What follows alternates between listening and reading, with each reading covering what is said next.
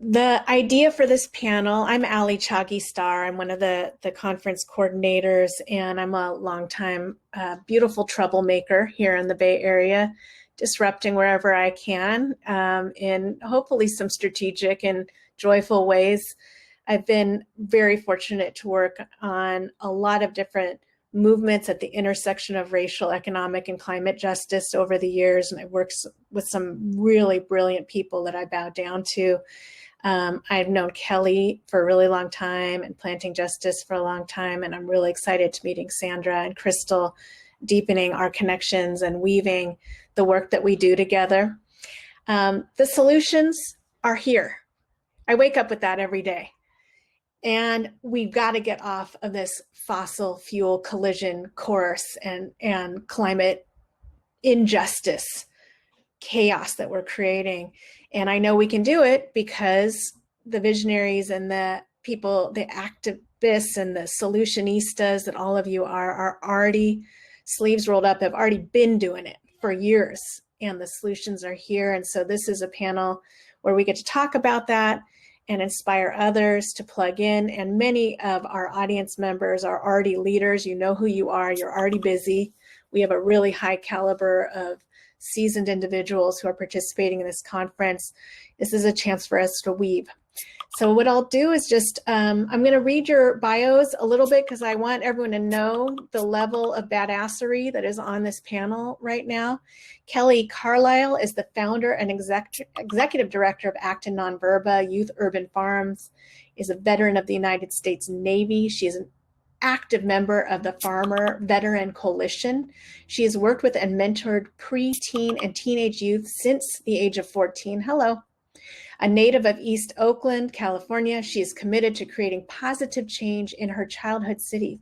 Kelly's work has been honored at the White House by President Obama, and she's won so many awards, too many to even mention here. She's been selected as a 2020 Castanea Fellow, and I'll post your site in a minute, Kelly. Sandra Kwak is CEO and founder of social enterprise 10 Power, providing renewable energy, show yourself, internationally in communities that lack access to electricity with a gender empowerment lens. She's also a board member at the Foundation for Climate Restoration and a partner at Resilient Markets. Sandra has a sustainable MBA, from Presidio Graduate School and has taught race activism and climate justice at SF State and guest lecture and so much more. And I just saw your TED Talk and I'm like, holy wow, people got to check that out. And then we've got Krista Huang is a 2020 Roddenberry Fellow. You got to tell us what that is. And the leader of People Power Solar Cooperative. I just heard your name and I was like, we got to get her right now. With more than 10 years of experience deploying climate solutions technology. After serving as the Chief Operations Officer for a solar startup incubator, Powerhouse, she served as associate producer of the climate film Time to Choose by Oscar-winning filmmaker Charles Ferguson and founded Cross Pollinators. Nationally, Crystal leads the Energy Democracy Project, a collaboration between almost 40 energy democracy organizations to set up a mutual aid structure that serves as a collaborative resource and strategy center. She joined Women's Earth Alliance and Sierra Club in the 2019 U.S. Grassroots Accelerator for Women Environmental Leaders. So thank you, Crystal, for all that work, all of you. And I'll, as soon as Haleh gets here, I'll read her bio as well. But welcome to being here. I want to start out by asking you to describe the work your organization does so people can really feel it and put their hands on it and really imagine what it's like and how you see it fitting into the larger ecosystem of climate solutions. And I will just open it up to Kelly. I know you might have to run back and forth to summer camp, so why don't you start us off? Thank you. Can you repeat the question? Yes, absolutely. Describe the work your organization does so that people, yay, Haleh's here, I get excited. What the work you do and how it fits into the larger ecosystem of climate solutions. And Haleh, I'll introduce you in a moment. Thanks for being here. Sure. So Acta Non Verba YouthUrban Farm project has 3 farms in the city of Oakland that are run by youth age 5 to 15. The kids plan, plant, harvest, and sell the produce that we grow, and 100% of those dollars are placed into accounts for the kids that participate. I think that the climate, the environment, climate, the natural world is not really something that's discussed in our communities, especially at a child level. And I think that kids won't care unless it's brought to their attention, right? Like the idea that tomatoes are always going to be in the grocery store. They can always get apples or cuties or whatever, no matter what the season, really helps to separate kids from the cycle of life and the cycle of things growing, which is of course connected to the climate.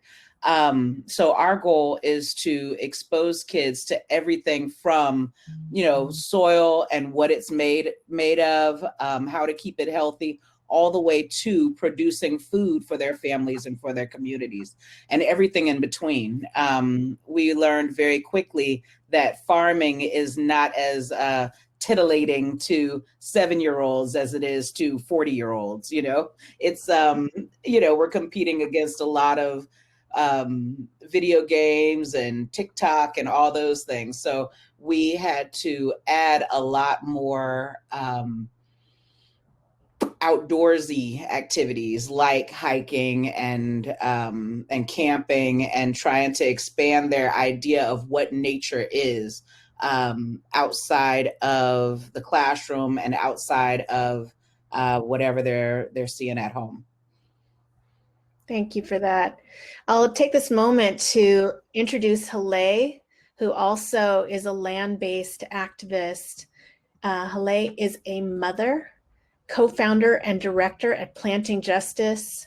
And Planting Justice has built over 550 edible permaculture gardens in the Bay Area, worked with 5 high schools to develop food justice curricula, and created over 40 green jobs in the food justice movement for people transitioning from prison. Haleh draws connections between the United States dependence upon fossil fuels within the modern colonial food system and the unjust U.S. militarization of the Middle East.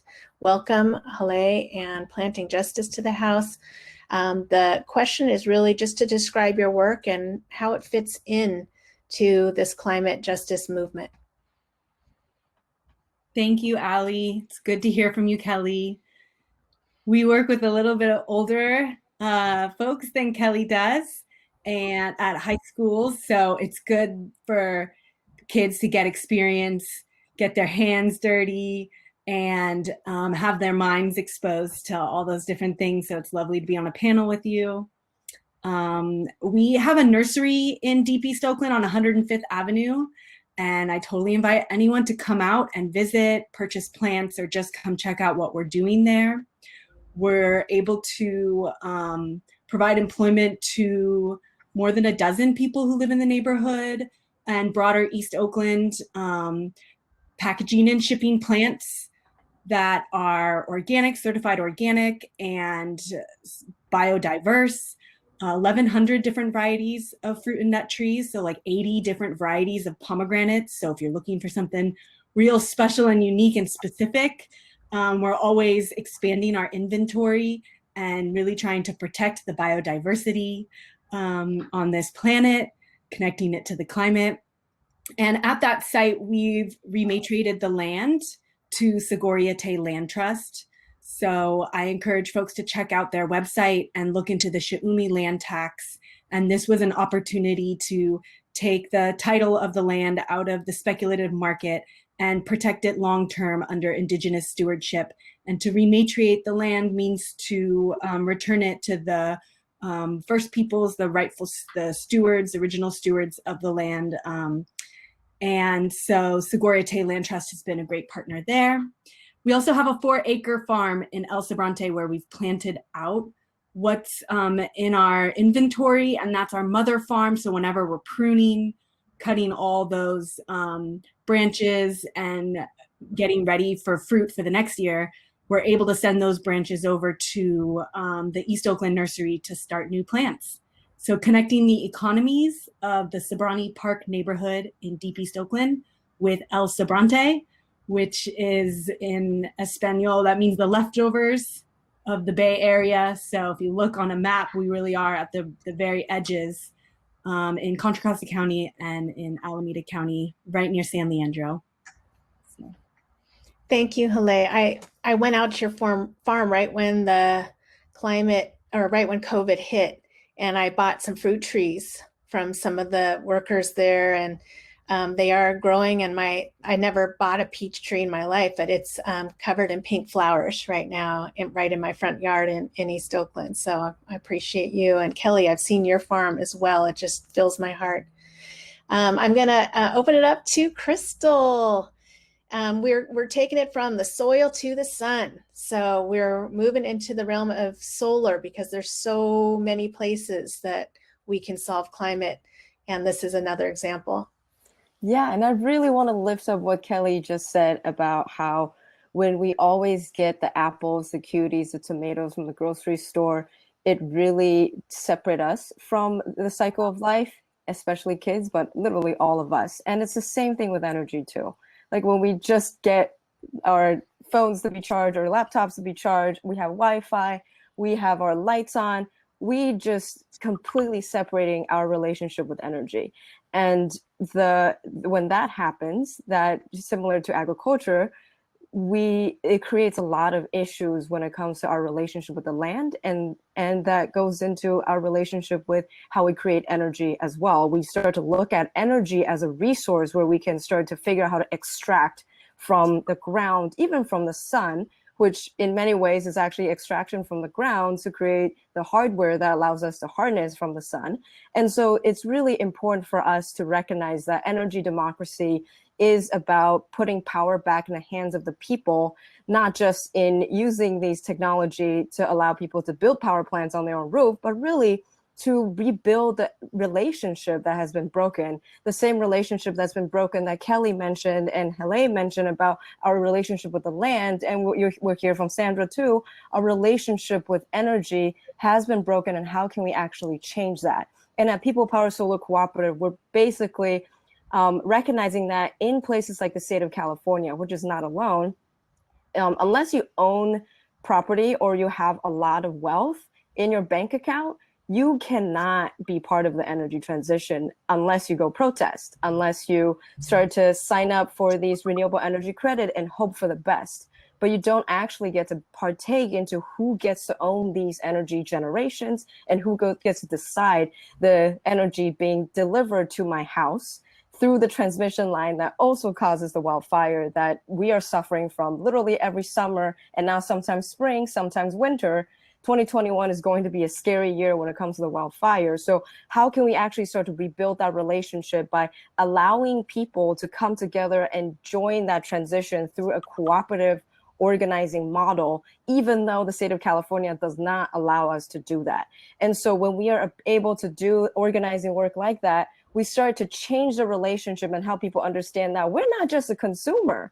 We need to start challenging the current system, the stories that's been told to us, how we're just consumers. All we do is just work hard and spend money so then a small number of people can keep making money.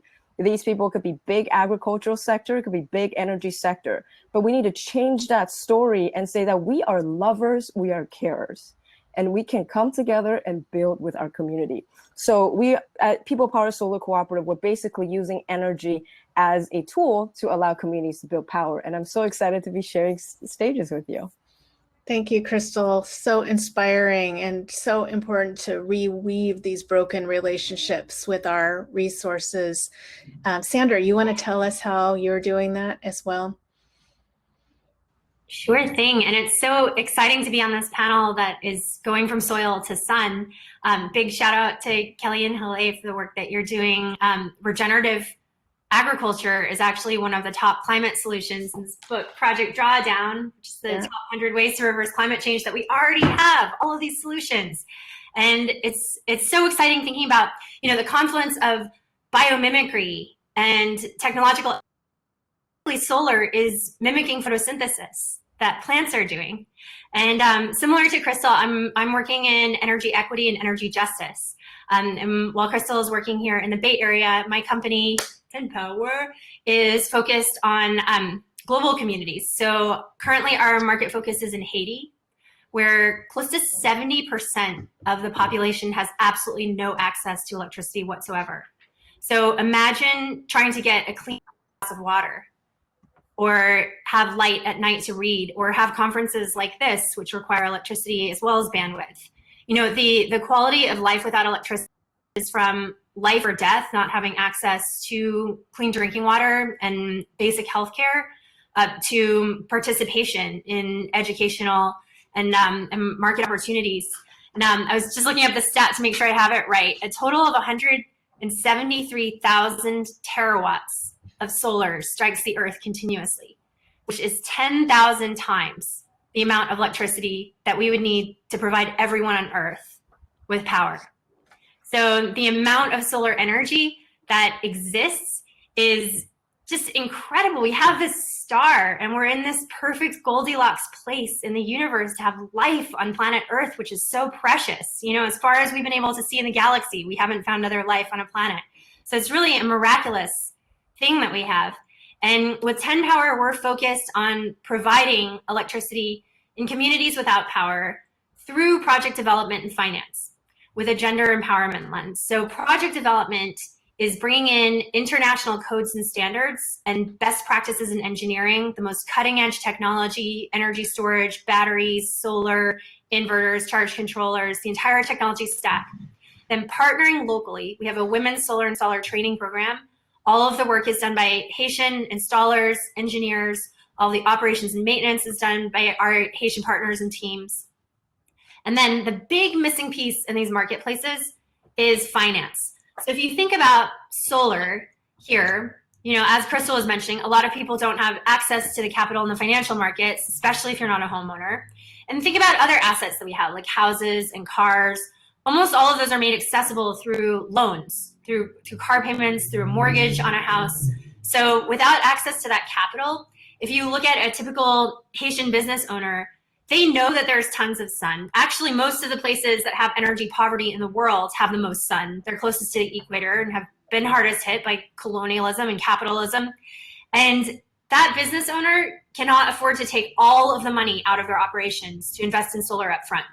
So we source appropriate financing so that they can pay back month over month at equal to or less than they're paying for a diesel generator. And there's this interesting confluence of energy, equity, climate justice that I think people are waking up to right now. I call it the quadruple pandemic. So we have COVID, capitalism, colonialism, and climate change.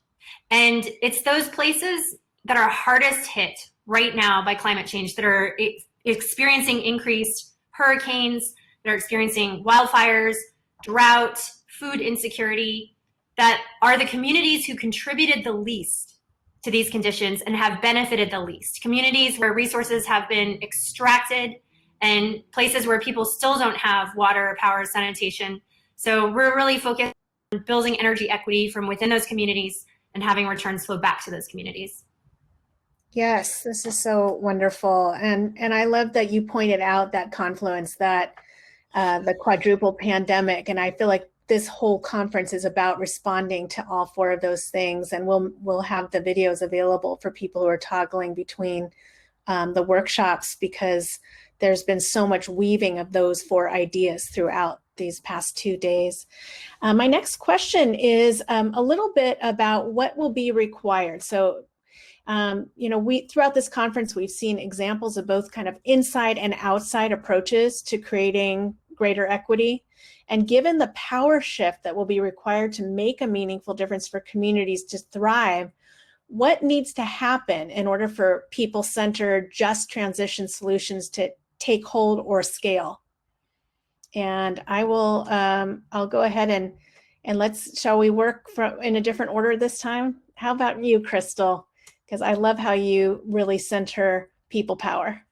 Yeah, I would say when it comes to inside and outside, I would actually like to push a framework. Like I mentioned, it's really about the story that's been told to us and how we can change it. And that changes the framework and worldview in which we approach this inside versus, and which both are very important, as we all know.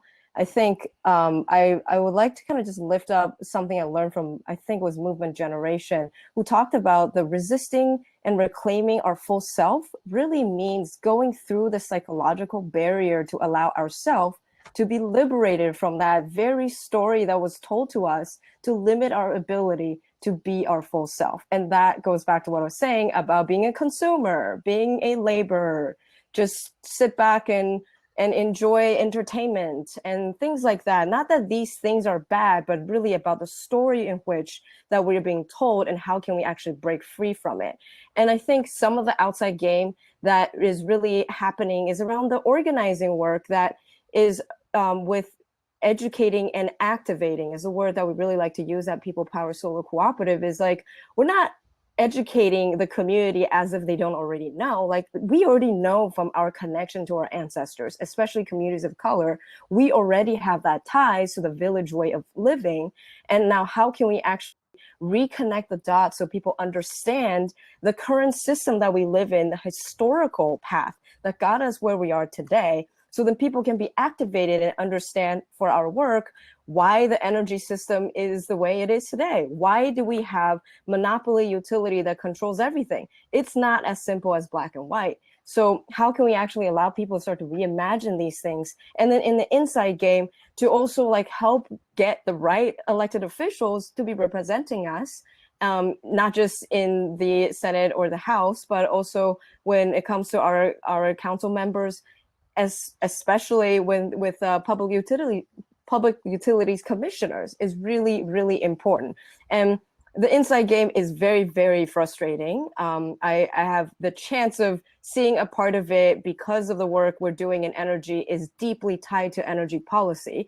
And it's extremely discouraging. And for us, it's really important for us to be able to do both, because it's being with the community is the only place I can find hope for the future, not in the decision makers table. And so when we find that hope, bring the people, we can then get the energy that's needed to shift the things from the inside. Right on. Does anyone want to respond or add to that? Feeling the call? I'm in the power sector as well, and I think bringing the power to the people is so important.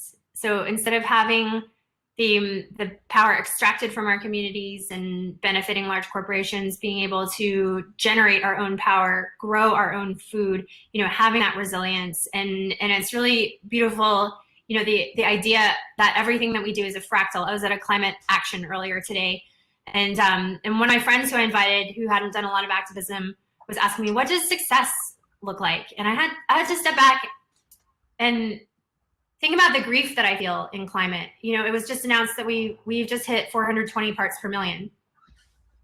And the maximum survivable amount is 350 parts per million. So throughout all of the ice cores that we have on record throughout history, 800,000 years, the parts per million of carbon has fluctuated between 150 and 350. So we are at this point where we are so far above the historical amount of carbon in our known span of the history of the Earth that it's going to be a pretty brutal future. So success of reversing climate change is probably not something that I'm going to see within my lifetime. There's probably going to be a couple of generations of suffering that come after me, after us. But what success looks like to me in the now, thinking about Dr. Martin Luther King and how all of the civil rights activists did not live to fully see the dream realized. We're still fighting the fight right now. The joy is really in the doing. The joy is in being able to paint street murals and interact with our neighbors, in healing the pain that is within ourselves, and being able to build bridges that span communities and be able to influence and reach out to the people within our immediate sphere. And so I think it's really helpful for me, at least, to look at activism and the work that we do as a fractal. You know, this tiny fractal that we're building right now will spin out into a larger energetic fractal, and we can continually be harnessing, you know, everything we have at our fingertips, you know, ancient wisdom, the power of community, also our ability to challenge the powers that be and speak truth to power. And that's really how we're going to see change take root. True that. Kelly, what do we need to make this happen? What's next? The power of feeling and joy have been raised. You work with young people every day. I do. And I just really want to uplift what Sandra and Crystal were saying about the story, about the narrative, about the things that we're being told about ourselves, about our communities, about what's going on. You know, it's like I woke up one day and I felt like, oh my God, is this what gaslighting is? You know what I mean? Like, I know who I am. I know what I do. I know you know, fantastic women. I know that work like this is being done all around the world, but we're being told, or what we're seeing, what our kids see is, you know, the more white men trying to save the universe. You know what I mean? Like, there's not a whole lot of us out there. We're not being put in front, like, you know. And so when we talk about what we're going to do about it, we definitely talk about making sure that everything is accessible, that we don't assume that anybody has any more or less knowledge than anyone else. And when I say anybody, I'm talking about the kids and their family members, their parents or guardians or whoever, right? We want to make sure that if we say something like just transition, that's a phrase that kids can understand in a kid way and adults can understand in an adult way, understanding that we're all just trying to survive this, right? We're all just trying to, you know, I don't even want to know how many parts per million I've already like inhaled today. You know what I mean? All I want to know is in the time I have left to me, how can I make sure that my kid has their best life? You know, make sure that I've set them on the path to continue to activate and continue to speak out.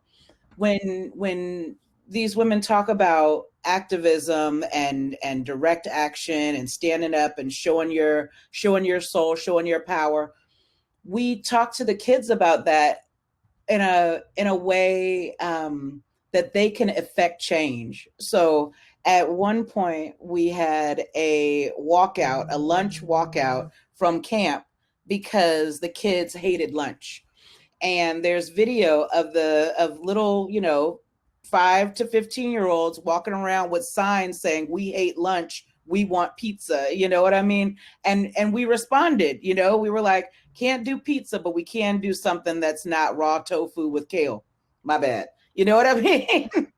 So just trying to make sure that people, that it's not I mean, these are all bitter pills to swallow. And it's really easy, especially from the last couple of years, to get overwhelmed. And when folks get overwhelmed, speaking for myself, when I get overwhelmed, what I know to do is to not do anything and to just like, all right, well, whatever's going to happen is going to happen. I've done my part, whatever, right? But to make it so that folks understand that even a little bit, even a tiny bit, even a 5-year-old can say, I hate not being able to go outside because it's all smoky, you know, like the air is going to kill us. You know what I mean? The COVID's going to kill us. The air is going to kill us. The world's trying to kill us. It's, you know, it is what it is. And trying to not only empower the kids to speak up and speak out, but also to find the joy in it. Coming back to your question, Alli, like it's hard right now, especially, you know, after a week of, you know, finally having kids in person and meeting their parents in person and not on a screen like this. It's really hard to find joy, but somehow kids find a way, you know, somehow kids figure out something crazy to laugh about, something that they love, something that's wonderful. And I think that's the way that we're going to be able to move the needle on this with just regular folks, is finding something in this work and this hard work and this necessary work and this dire work that can spark joy, that folks can feel like I move the needle a little bit just by the power of my voice. Indeed. Yes. And that is so key, to feel like we are each moving the needle to the extent that we can in the way that we do it. And it's all coming together in magically. We can't always see it. We're not always going to see those seeds that we plant come to full fruition. And as someone who is maybe a couple decades older, no, I don't know, than some people, that to come to accept that I'm not going to see the trees that the seeds that my son will see someday, and that's okay, but I'm still doing it. Haleh, how do you see what's required for to scale and to really make this thing real? Thanks. I agree with what's been shared and brought forward, and the stories and points that are being shared. And the inside and outside aspect is so tough, but so necessary, representing these stories and ideas on the inside, especially, everyone's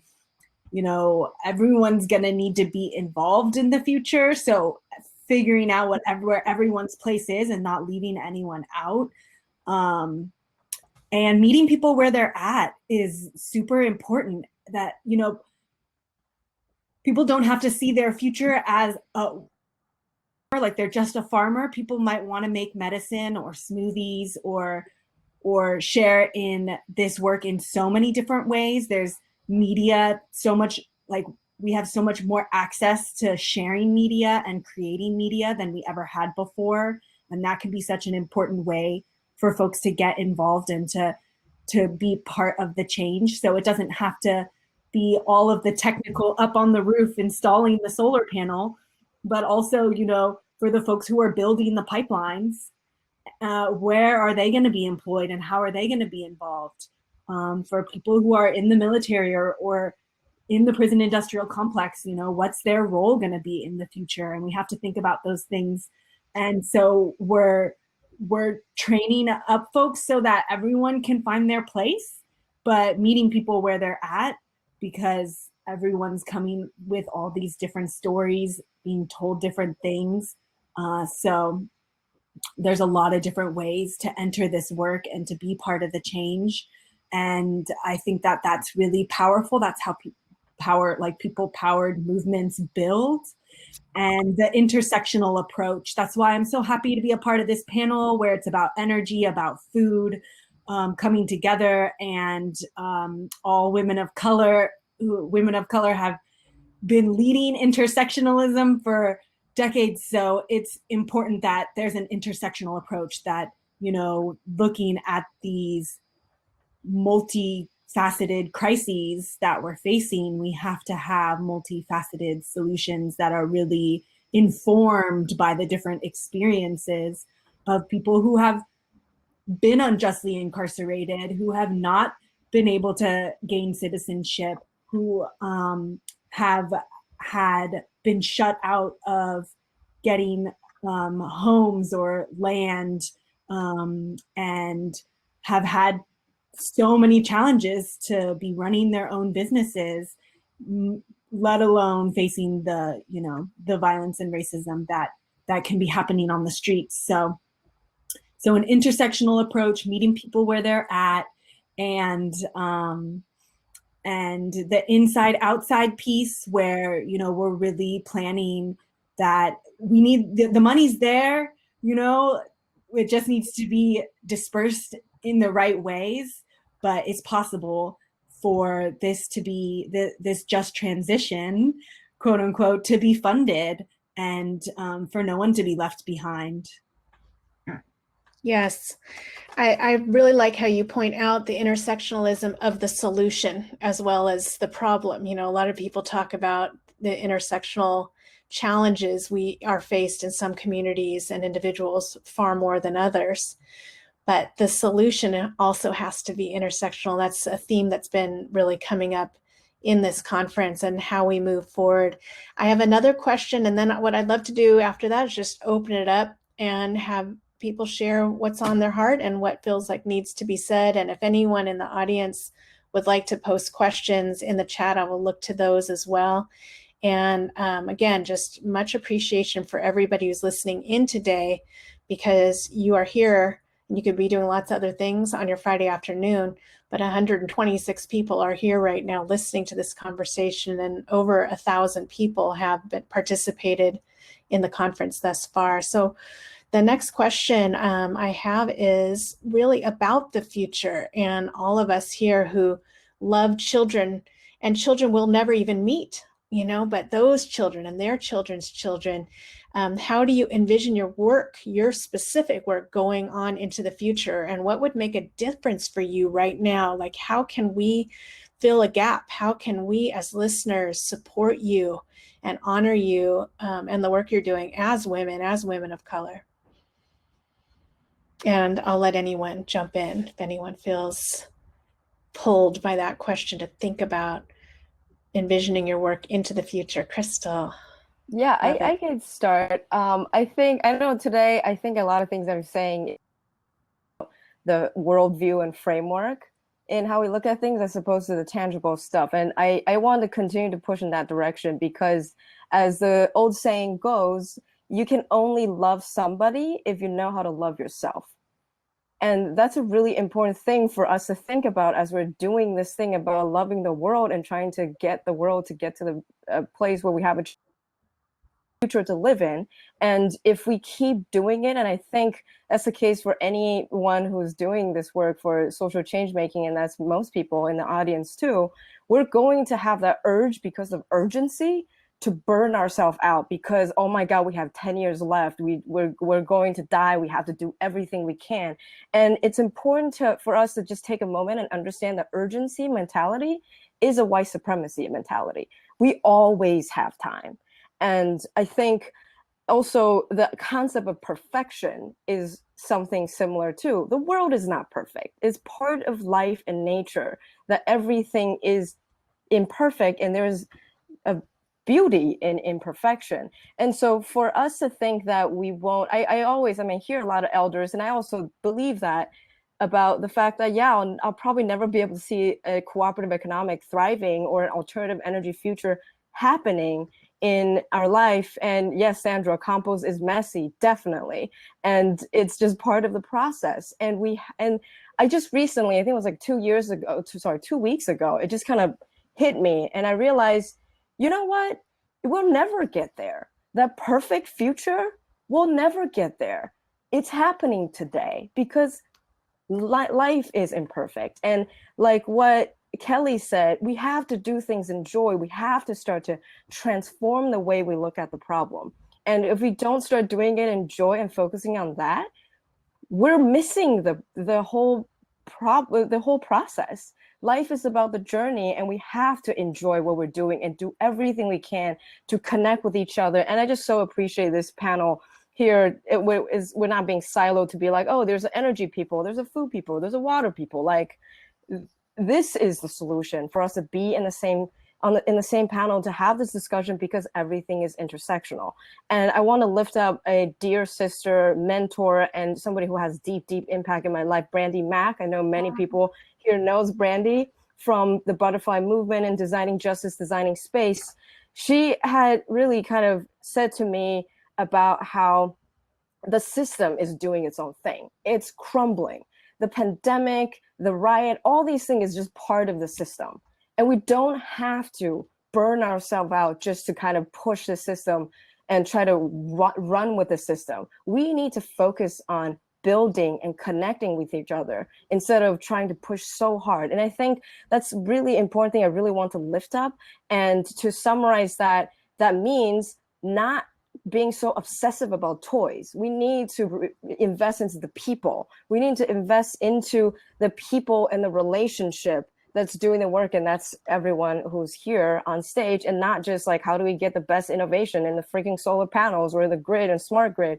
Like, you don't have the solution until you actually have the people who know how to build it. And so for those people who have the resource and time, I just strongly encourage folks to really figure out how to connect with people who are investing into people and actually deeply connecting to that relationship that's been said so far, because right now is the window of time in which we have a very meaningful opportunity to shape the future of energy, food, and our society. And right now is when we all have to put our time and resources behind an equitable transition off of fossil fuels. That's Thank you. Beautiful. I'll let you all answer this question about future, and then Susan's got a question. But does anyone else feel called to answer this question, or I can deepen the question in? Yeah. I'd really like to see a future where people are working because they want to work, because they have a passion for work, and not because they need to house and feed themselves, and that there's a universal basic income that people can rely upon, and that the passion and energy that they have each day can go towards beautiful, joyful solutions that are connecting them with their community, with the earth, and reimagining what work really means. And so bringing in Grace Lee Boggs and all of her knowledge around that. So that's what's calling for me about a future. And the agricultural industry is the biggest purveyor of oppression in terms of workplace discrimination, harassment. So we have a huge responsibility ahead of us to provide those alternative solutions and demonstrate that we don't have to operate a food system in that way. Thank you. Kelly or Sandra, do you want to speak to what the future looks like and what gaps we can help fill as a community to support you? Yes, Grace Lee Boggs, indeed. Such a light for us. Yeah, I'm feeling everything that everyone is saying, like dismantling white supremacy culture within ourselves, toxic masculinity within ourselves. You know, when there's a dominant culture, it teaches you not to recognize your inherent value if you're not part of that dominant culture. And so I think it's, you know, toxic masculinity doesn't only hurt males, it hurts all of us. So rejecting, like learning what it is, learning to name it, and then bring the power back into yourself is just so important. Like, we all have a role in climate, you know, from farmers to artists to innovators. Like, each of us can apply our talents in a way that is meaningful and that brings these relationships forward and can create, you know, a truly intersectional world that we want to live in. I thought for a long time that clean tech was the way to solve the climate crisis. And I was working in Silicon Valley and I was super miserable. And I was in this really toxic culture that was draining me and having all this imposter syndrome. And finally I realized, you know, even if we solve the climate crisis, this is not the world I want to live in. And so I just left. I was like, hey, I'm not a plant. I'm lucky I have legs. You know, I can walk away and I can put myself in a situation that I can thrive in and where I can offer the maximum of what I have to give to the world. And that's what inspired me to start 10 Power. And I think that we're lucky that we have all these human communication skills and that we're able to reach out to one another and really be building these relationships. And do y'all know the story about the imaginal cells? I love this metaphor. So when a caterpillar goes into the cocoon, it doesn't turn straight into a butterfly. First, it kind of completely decomposes into this primordial ooze. And there are a couple of cells in there called imaginal cells that know how to build the butterfly. But in the beginning, the other cells attack them. And so they have to gently ward off these other cells that they're going to collaborate with, and they have to find each other and just start building the butterfly. And they start building this butterfly and they're teaching the other cells, and little by little, all the other cells start joining in, and that's how butterflies are made. So I really see circles like this as imaginal cells getting together. And I think it's up to each of us to not stand to just get by, to just put up with, right? And to place ourselves into the future that we actively want to achieve. Beautiful. I love it. That's really, I think, the impetus for a conference like this. The four of us that produce this conference, you know, all part-time, all women, just like, let's make this happen under the amazing leadership of Carrie Maltzby-Lute, who is running the Center for Transformative Action. You know, small budget, let's just put our imagination, let's put it together and see what can come, and this panel is part of it. Kelly, how about you? What do you feel like you need? What is happening with your work into the future? Yeah, I can't help but you to hear ding, ding, ding, ding, ding when I think about Crystal's what Crystal was saying about narrative. You know, I think exactly what Haleh said, you know, everything that everybody said, absolutely. But, you know, in the last year since COVID, I've been saying that white supremacy is going to kill us all, including whites. You know what I mean? Like, white supremacy is at the root of everything that I see wrong with the world, wrong with the community, wrong with individuals. You know, like this system is so janky, for lack of a better word, you know. Like, we've seen what it does. We've seen, you know, who it hurts the most. And I guess what my ask would be, the way to help me right now on April 9th, 2021, is for everybody to check their narratives, you know, and check what's going on, you know, even as I roll my eyes at, you know, some of the things that I see here in the community. I'm like, as bad as this situation is, I have to think about the bigger picture. You know, folks have uplifted some books here and some activists. I'd like to uplift the Red Rising series. I don't really go in for nonfiction. I find that it's much more, I can accept, or I can learn more from parable or metaphor or whatever. But yeah, the Red Rising series is fantastic in telling the story of like how folks get into a cycle of being, of living, of a society set up not by themselves, not by the people for the people, but by, you know, rich folks and people that have all this privilege, and the rest of us just have to labor under it, right?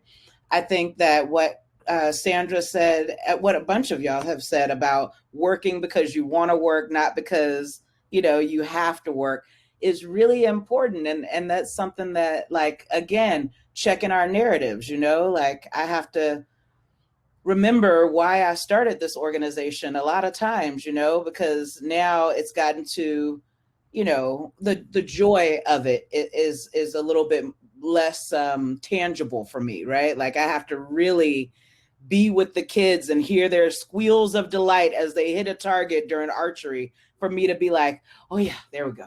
There it is. You know what I mean? As opposed to waking up being like, let's do this, you know? I think that I was looking at Sandra. I hope I'm not jumping the agenda, but I see Susan's question in the chat about weaving restorative justice and conflict resolution into our work. And I think that's a really understanding that, you know, a lot of the issues that folks have with each other and different organizations in these movements is all based in white supremacy, whether it's self-hate or, you know, internalized misogyny, internalized racism, all of those things. I think that I'll remember his name in a minute, but I think that the purpose of us getting together, me, Haleh, Sandra, Crystal, you, Alli, you know, is to build something and to get something done. And if we as individuals can check our egos and check our narratives, maybe we can build some shit, right? Because honestly, when I think about the issues in our movements and between individuals or whatever, you can juxtapose that with like, why did why did Bill Gates start working with, what's his name from Apple? You know what I mean? Because of profit, right? They had a goal in mind: make as much money as possible, as fast as possible, and be famous, right? Us who have a goal of, make the world better, make sure that we leave it better for our kids, make sure that, humanity can continue past however many parts per million of carbon that we all have to breathe. Yeah, you freaked me out, Sandra. Thanks. The the idea of those things, like, I don't have to like you in order to understand that this is going to affect us all. We don't have to be on, let's get drunk and, go to the river, friendship status in order for us to really value each other's work, right? I still value the work of a lot of individuals or a lot of organizations without having to love the individuals behind it. You know what I mean? And I think one thing as women, or as women identifying folks, is making sure that we're not like shitting on each other in public, right? We're not talking big shit about each other to random strangers. Things that we wouldn't say to each other, we would say to them, right? Let's make sure that we're not doing that. And again, we're keeping the bigger picture in mind. I don't want to see so-and-so in my way ever, but I will uplift their work.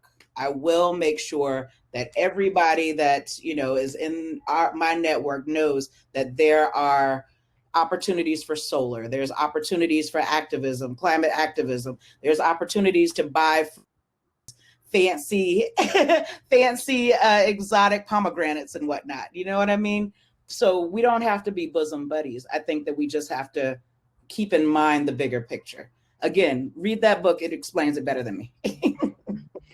Oh, that was absolutely right on. I feel that deep in my bones. We have to lift each other up regardless, of whether or not we're going to be hanging out every single day. Conflict, to respond to Susan's question, is going to be part of any group where people are. Lots of times when we're producing a big festival, I would say, wow, this would be going so great if it weren't for people being involved, and then realizing, oh, the richness that we have is because of the people that are involved. That's why. And the bumps in the road are like, oh, checkpoint, need to go back, need to apologize, need to not overpromise, need to cut my culture of white supremacy urgency. There are good places for me to go back and look to as an activist. I speak for myself. But thank you for the question, Susan. Anyone else want to speak to how we go forward restoratively and look at where conflict stops us? Oh my gosh, I have so much to say about this. I feel like in activism, it is often this like more progressive than now. It's like, okay, we're trying to achieve this big thing, but I think I have a better way of how to do it than you do, right? And so it's funny because we're trying to create this awesome future, but we fight so much with each other on how to get there that it's hard to make any steps towards it. And so I think that conflict resilience is really important. It doesn't necessarily have to get resolved, but I heard this really beautiful quote from a friend of mine recently that conflict is an opportunity to deepen our relationship. So if we have conflict as friends, like being vulnerable in that moment and discovering like, hey, this person feels vulnerable too.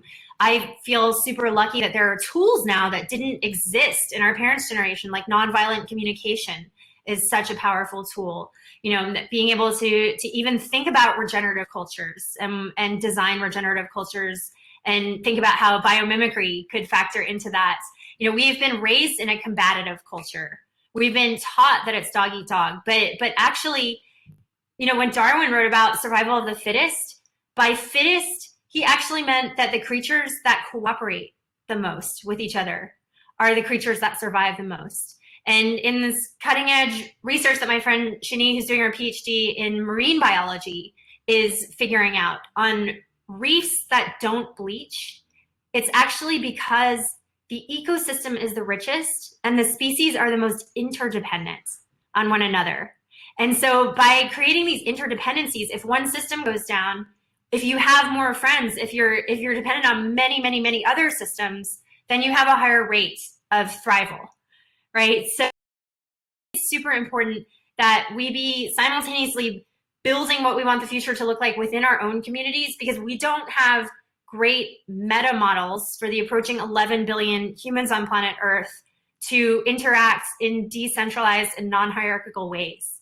And so I really think that conflict resilience is at the heart of that. Oh, you're on mute, Alli.